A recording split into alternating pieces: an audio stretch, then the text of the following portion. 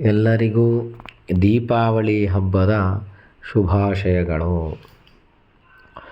ದೀಪಾವಳಿ ಹಬ್ಬ ಎಂದ ಕೂಡಲೇ ನಮ್ಮ ಮನಸ್ಸಿನಲ್ಲಿ ಎಲ್ಲರಿಗೂ ಒಂದು ಸಂಭ್ರಮದ ವಾತಾವರಣವು ಮೂಡುತ್ತದೆ. ದೀಪಾವಳಿ ಎಂದು ಹೇಳಿದ ತಕ್ಷಣವೇ ಎಲ್ಲರ ಮನೆಯಲ್ಲೂ ಮನದಲ್ಲೂ ದೀಪವನ್ನು ಹಚ್ಚಿ ಸಂಭ್ರಮಿಸುವಂತಹ ಒಂದು ಸುಂದರವಾದ ಹಬ್ಬ.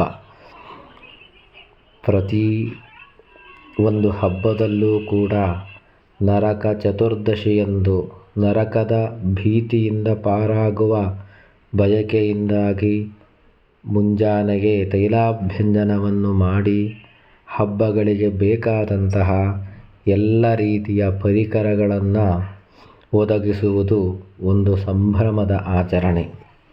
ಅದರಲ್ಲಂತೂ ಪ್ರತಿಯೊಂದು ವಸ್ತುವಿನಲ್ಲೂ ದೇವತ್ವವನ್ನು ಆರೋಪಣೆ ಮಾಡಿ ಆ ವಸ್ತುವಿನಲ್ಲಿ ದೇವರನ್ನು ಕಂಡು ಅದನ್ನು ಆರಾಧಿಸುವಂತಹ ಒಂದು ಕಲ್ಪನೆ ಬಹಳ ಸುಂದರವಾದದ್ದು. ನಾವು ಪ್ರತಿ ದಿವಸವೂ ಕೂಡ ಗೋವಿನ ಆರೈಕೆಯಲ್ಲಿ ಬೆಳೆಯುವಂತಹ ಆ ಗೋವನ್ನು ಪೂಜಿಸುವಂತಹ ಒಂದು ಸುಂದರವಾದ ದಿನ ಈ ದೀಪಾವಳಿ ಹಬ್ಬ.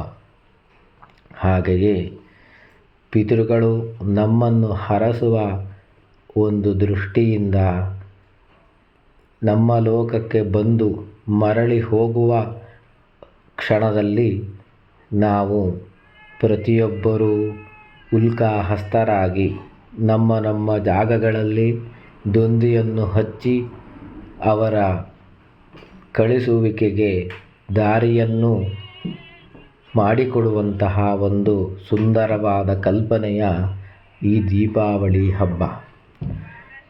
ಪ್ರತಿಯೊಂದು ದೇವರಿಗೂ ಆ ದೇವರ ಹೆಸರಿನಲ್ಲಿ ದೀಪವನ್ನು ಹಚ್ಚುತ್ತಾ ವಿಶೇಷವಾಗಿ ದೇವರ ಹೆಸರನ್ನು ಅವರವರ ಕಲ್ಪನೆಗೆ ತಕ್ಕ ಹಾಗೆ ಕೂಗಿ ಸಂಭ್ರಮಿಸುವಂತಹ ಹಬ್ಬ ನಮ್ಮ ಈ ದೀಪಾವಳಿ ಹಬ್ಬ.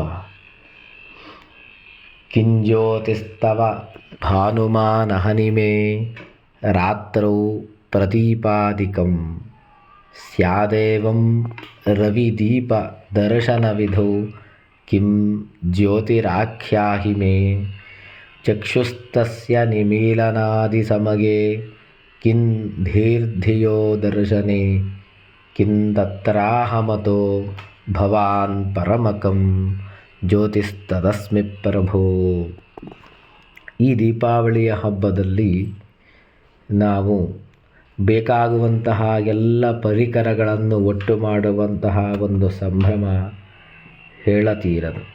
ಅದರಲ್ಲಂತೂ ಈ ದೀಪಾವಳಿಯ ಕೊನೆಯ ಹಂತವಾದ ರವಿಯ ಅಸ್ತದ ಸಮಯದಲ್ಲಿ ಪಟಾಕಿಗಳನ್ನು ಸಿಡಿಸಿ ಸಂಭ್ರಮಿಸುವಂತಹ ಒಂದು ಕ್ಷಣ ಬಹಳ ಸುಂದರವಾದಂಥದ್ದು.